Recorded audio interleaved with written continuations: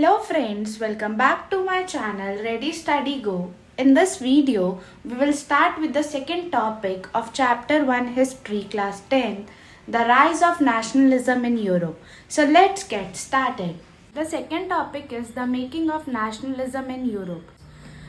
The making of nationalism in Europe, इस topic में हम देखेंगे कि कैसी एक सिचुएशन अराइज होती है जहाँ पर एक एरिस्टोक्रेट्स और मिडिल क्लास लोगों के बीच में क्लैशेस होते हैं, because aristocrats are the one those who support the rule of king and the middle class were the one who were the part of third state of French of Europe society and they want their rights and a republic nation. What we know today as Germany, Italy and Switzerland were divided into kingdoms, duchies and cantons whose rulers had their autonomous territories.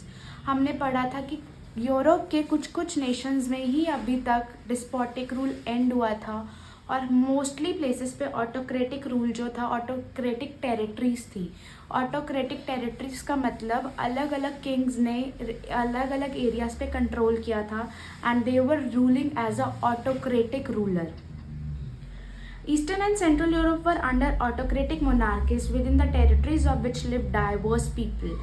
और इन territories के under अलग अलग जातियों के लोग रहते थे, means diverse population were a part of a particular territory.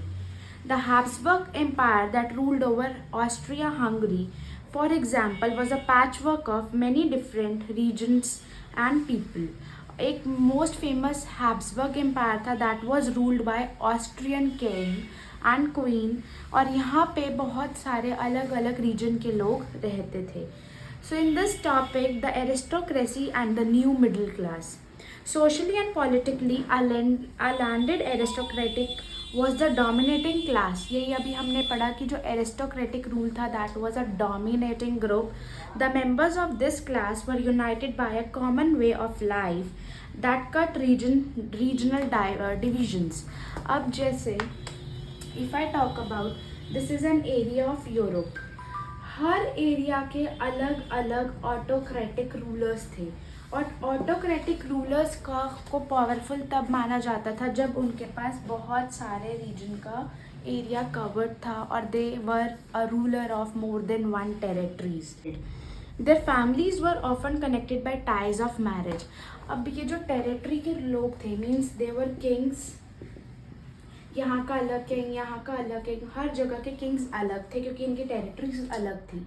But what they were connected to the ties of marriage. by the means of marriage मतलब सपोजिंग इस किंग का एक बेटा है A और यहाँ के किंग की एक है B, तो इन दोनों की अगर शादी हो जाती थी तो this becomes a one region. तो आपस में इनका रिलेशन बिकॉज ऑफ मैरिज था जिनकी वजह से they were in a friendship relation. In the economic sphere, liberalism stood for the freedom of markets and abolition of state-imposed restrictions on the movement of goods and capitals.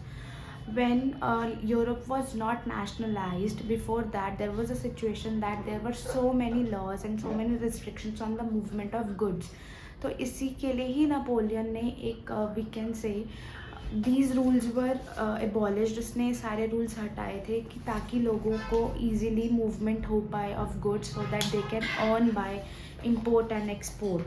During the 19th century this was a strong demand for the emerging. अभी हमने पढ़ा था emerging middle class के लोग कौन थे, जहाँ पे बहुत ज़्यादा इंडस्ट्रियल डेवलपमेंट हो रहा था in the west part of central Europe, और उनका मेन इकोनॉमिक लिबरलिज्म यही था to end these restrictions on movement of goods. Let us take the example of German-speaking regions in the first half of 19th century. Napoleon's administrative measures had created out of countless small principalities a confederation of 39 states. Each of these possessed its own currency and weights and measures. अब पहले के time पे जब Napoleon rule करने आया था in the French society, उससे पहले जो भी था कोई मेजर का एक कॉमन यूनिट नहीं था. Like if I take an example of India में if I take two states Punjab and Haryana, अगर इन दोनों स्टेट्स की अलग अलग करेंसीज होंगी तो व्हाट विल हैपन, जो भी गुड्स एक जगह से दूसरी जगह जाएंगी उनको भेजने में बहुत सारी प्रॉब्लम्स होंगी। सपोजिंगली ये गुड यहाँ पे 20 रुपीज़ का है और उसी की यहीं वैल्यू 40 होगी क्योंकि इनकी करेंसीज अलग हैं। So there will be many problems in the movement of goods and capitals. So this was the same situation in Europe. वहाँ पे कोई भी एक कॉमन मेजरिंग यूनिट और कोई कॉमन करेंसी नहीं थी। बट जैसे ही नेपोलियन रूल में आया था, he introduced a common measuring unit. A merchant travelled in 1833 from Habsburg to Nuremberg to sell his goods would have to pass 11 custom barriers and pay 5% as a custom duty. But after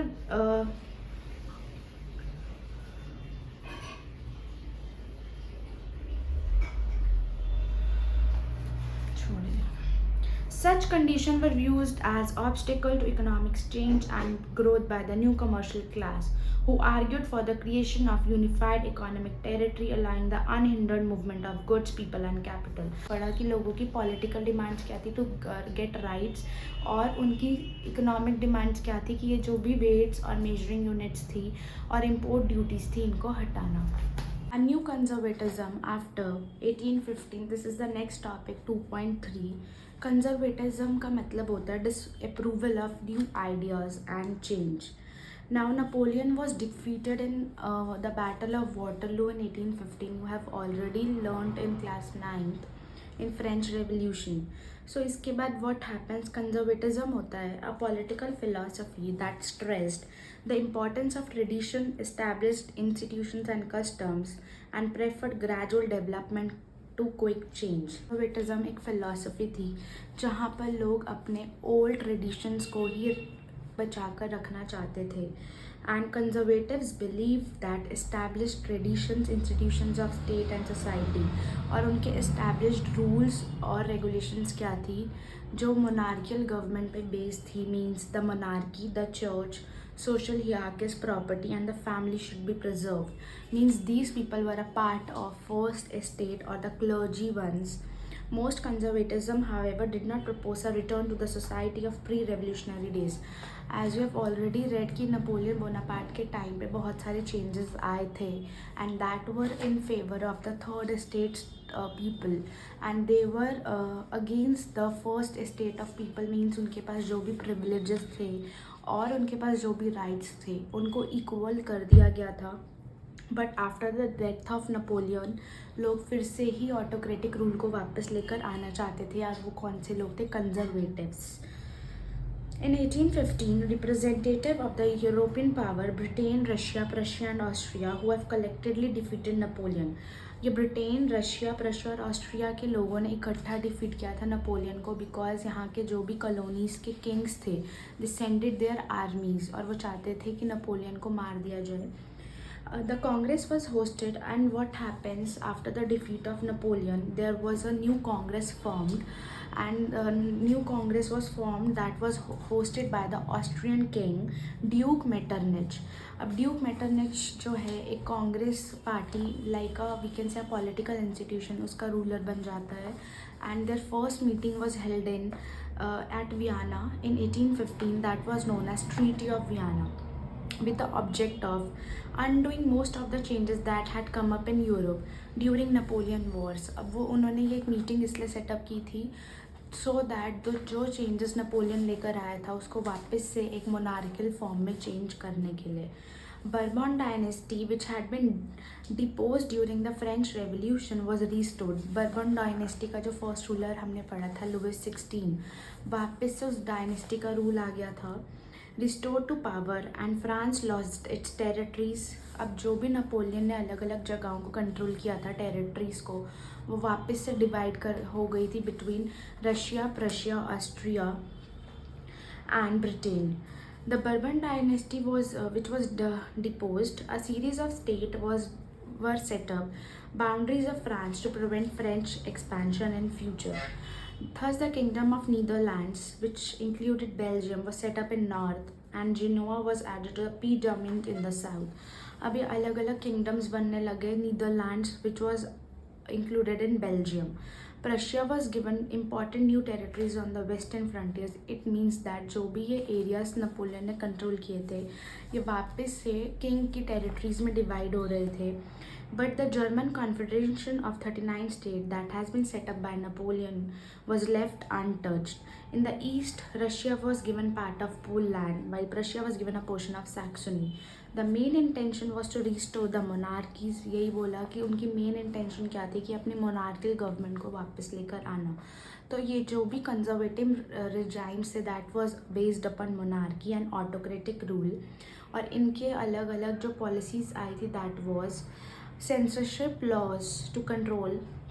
सबसे पहले censorship को सबसे पहले इन्होंने जो change लेकर आए that was impose restriction on censorship.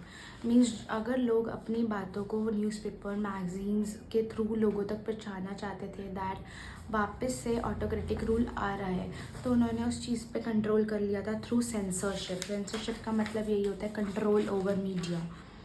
So play and songs and reflected the ideas of liberty and freedom associated with French Revolution. The memory of the French Revolution nonetheless continued to inspire liberals. One of the major issues taken in the liberal nationalists who criticized the new conservative order was freedom of the press. अब क्या हुआ, जो भी liberalism के लोग थे वो क्या चाहते थे, अब उन्हें पता चल गया था वापस से नेपोलियन के कोड्स को चेंज करके एक मोनार्कियल गवर्नमेंट आ रही है, और सबसे पहले अब उन्होंने रिस्ट्रिक्शन लगाई है कंट्रोल ओवर मीडिया, सेंसरशिप. तो उनका मेन एम बन गया to end the censorship rule.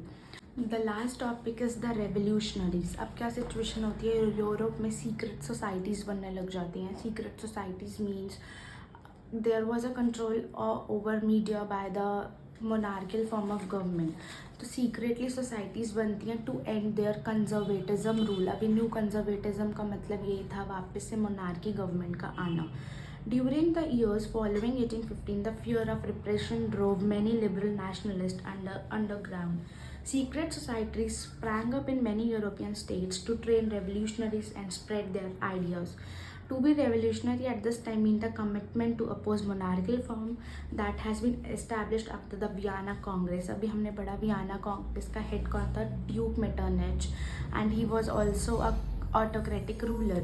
तो अब वियना कांग्रेस के बाद जो भी रूल्स बने थे तो उनको एंड करने के लिए न्यू कंजर्वेटिज्म रिजाइम को एंड करने के लिए ये सीक्रेट सोसाइटीज़ बनी थी. और इनका सबसे पहला रेवोल्यूशनरी जो आया था he was Giuseppe Mazzini. Born in Genoa in 1807, he became a member of secret society of the Carbonari. As a young man of 24, he is sent into exile in 1831 for attempting a revolution in Lithuania. He subsequently founded two more underground societies, first Young Italy in Marseilles and then Young Europe in Berne, whose members were like-minded young men from Poland, France, Italy and German states. Mazzini believed that God had intended nation to be natural units of mankind, so Italy could not continue to a patchwork of small states and kingdoms. It had to forgo into a single unified republic within a wider alliance of notions. So अब Mazzini का main aim क्या था, इन secret societies को join करना और secret societies को lead करने का, to end the new conservatism ideas of 1815 that was held in treaty of Vienna. तो अब वो लोगों को बोलता है कि we should not accept this autocratic rule again, और गॉड ने सबको फ्रीडम दी है, ना कि लोगों को बोला है लोग to dominate the people. So he says that it should be unified, Europe should be unified और सब लोग लिबरल हों. Metternich described him as the most dangerous enemy of our social order. अब ड्यूक मेटरनिच जो है वो Giuseppe Mazzini को क्या बोलता है, he is the most dangerous enemy of our social order. वो उसको एनिमी क्यों बोलता है, बिकॉज वो एक थर्ड स्टेट, और we can say he was like a revolutionary who want to bring the change in the society that was happening. और वो लोगों को अवेयर कर रहा था कि हमें फिर से मोनार्की को वापस लेकर नहीं आना. So in the next video we will start with the